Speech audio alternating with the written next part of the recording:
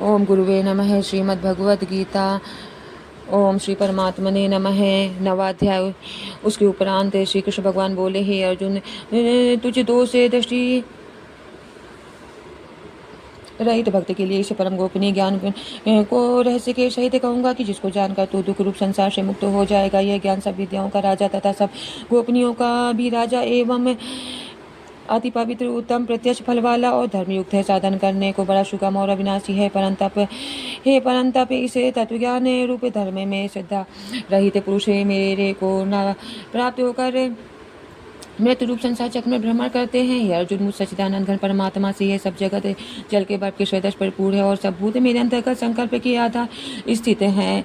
इसलिए वास्तव में मैं उनमें स्थित नहीं और वे सब भूत मेरे में स्थित नहीं है, किंतु मेरी योग माया और प्रभाव को देख कि भूतों का धर्म पोषण करने वाला और भूत उत्पन्न करने वाला भी मेरा आत्मा वास्तव में भूतों में स्थित नहीं है। क्योंकि जैसे आकाश से उत्पन्न हुआ सर्वत्र विचरने वाला महान वायु सदा ही आकाश में स्थित है, वैसे ही मेरे संकल्प द्वारा उत्पत्ति वाले होने से संपूर्ण भूत मेरे में स्थित है। ऐसा जान हे अर्जुन, कल्प के अंत में सब भूत मेरी प्रकृति को प्राप्त होते हैं, अर्थात प्रकृति में लय होते हैं, और कल्प की आदि में उनको मैं फिर रचता हूँ। कैसे कि अपने त्रिगुणमयी माया को अंगीकार करके स्वभाव के वश से परतंत्र हुए इस संपूर्ण भूत समुदाय को बारंबार उनके कर्मों के अनुसार रचता हूँ। हे अर्जुन, उन कर्मों में आसक्ति रहित और उदासीन के सदस्य स्थित हुए मुझे परमात्मा को वे कर्म नहीं बांधते।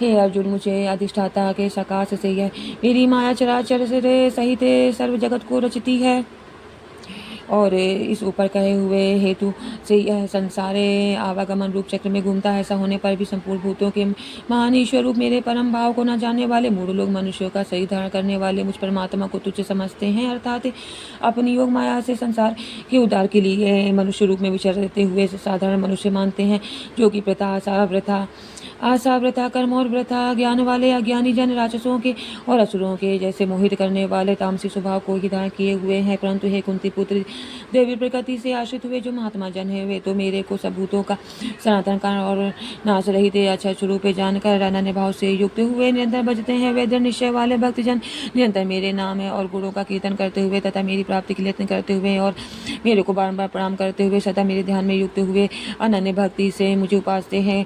उनमें कोई तो मुझे विराट स्वरूप परमात्मा को ज्ञान यज्ञ के द्वारा पूजन करते हुए एकत्व भाव से, अर्थात जो कुछ है सब वासुदेव हैं, इस भाव से उपासते हैं, और दूसरे पृथक्त्व भाव से, अर्थात स्वामी सेवक भाव से, और कोई भी बहुत प्रकार से भी उपासते हैं। किंतु क्रतु अर्थात श्रोम कर्म में हूँ, यज्ञ अर्थात पंच महायज्ञ आदि के स्मार्त कर्म में हूँ, शोधा अर्थात पितरों के निमित्त दिया जाने वाला अन्न में हूँ, औषधि अर्थात सब वनस्पतियाँ मैं हूँ, एवं मंत्र मैं हूँ, घृत मैं हूँ, अग्नि मैं हूँ, और हवन रूप क्रिया भी मैं ही हूँ। हे अर्जुन, मैं ही इस संपूर्ण चराचर जगत का दाता अर्थात धर्म पोषण करने वाला एवं कर्मों के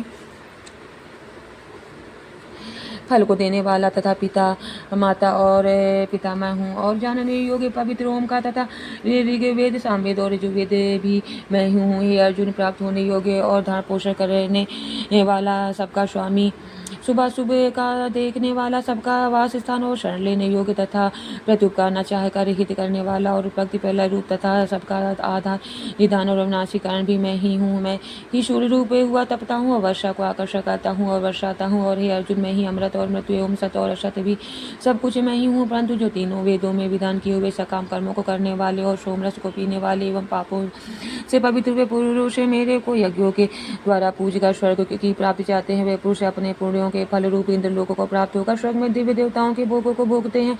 वे उस विशाल स्वर्ग लोकों को भोगकर पूरे क्षीण होने पर मृत्यु लोक को प्राप्त होते हैं। इस प्रकार स्वर्ग के साधन रूप तीनों वेदों में कहे हुए सकाम कर्म के शरण हुए और भोगों की कामनाओं वाले पुरुष बारंबार जाने आने को प्राप्त होते हैं, अर्थात पुण्य के प्रभाव से स्वर्ग में जाते हैं और पुण्य क्षीण होने से मृत्यु लोक में आते हैं। जो अनन्य भाव से मेरे में स्थित हुए भक्तजन मुझे परमेश्वर को निरंतर चिंतन करते हुए निष्काम भाव से बसते हैं, उसे नित्य एक ही भाव में से मेरे में स्थित वाले पुरुषों का योग छः में मैं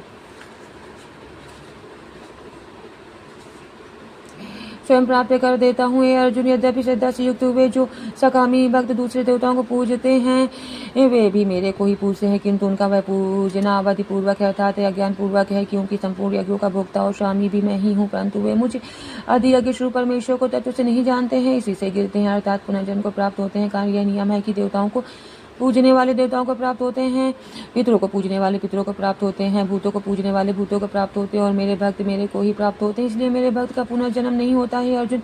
मेरे पूजन में सुगमता है भी है कि पत्र पुष्प फल जल इत्यादि जो कोई भक्त मेरे लिए प्रेम से अर्पण करता है उसे शुद्ध बुद्धि निष्काम प्रेमी भक्त का वह प्रेम पूर्वक अर्पण किया हुआ वह है।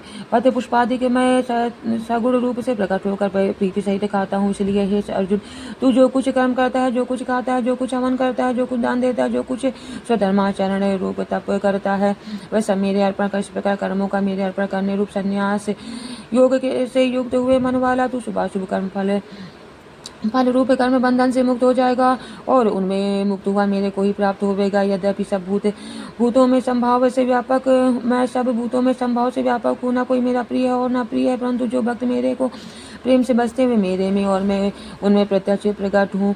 मेरी भक्ति का और भी प्रभाव सुने। यदि कोई अतिशय दुराचारी और अनन्य भाव से मेरा भक्त हुआ मेरे को निरंतर भजता है, वह साधु ही मानने योग्य है, क्योंकि वह यथार्थ निश्चय वाला है, अर्थात उसने बड़ी बात प्रकार निश्चय कर लिया है कि परमेश्वर के भजन के समान अन्य कुछ भी नहीं है। इसलिए वह शीघ्र ही धर्मात्मा हो जाता है और सदा रहने वाली परम शांति को प्राप्त होता है। अर्जुन, तू निश्चय पूर्वक सत्य जान की मेरा भक्त नष्ट नहीं होता, क्योंकि हे अर्जुन, स्त्री वैश्य और शूद्रादिक तथा पापी होने वाले भी जो कोई होवे वे भी मेरे शरण होकर तो परम गति को प्राप्त होते हैं। क्यों फिर कहना ही क्या है कि पुरुषशील ब्राह्मण जन तथा राजर्षि भक्त जन परम गति को प्राप्त होते। इसलिए तू सुख सहित और क्षणभंगुर और इस मनुष्य शरीर को प्राप्त होकर निरंतर मेरा ही भजन करता है। मनुष्य शरीर बड़ा दुर्लभ है, परंतु है नाशवान और सुख रहित, इसलिए काल का भरोसा न करके तथा ज्ञान से सुख रूप भासने वाले नित्य विषय भोगों में न फंसकर निरंतर मेरा ही भजन करे।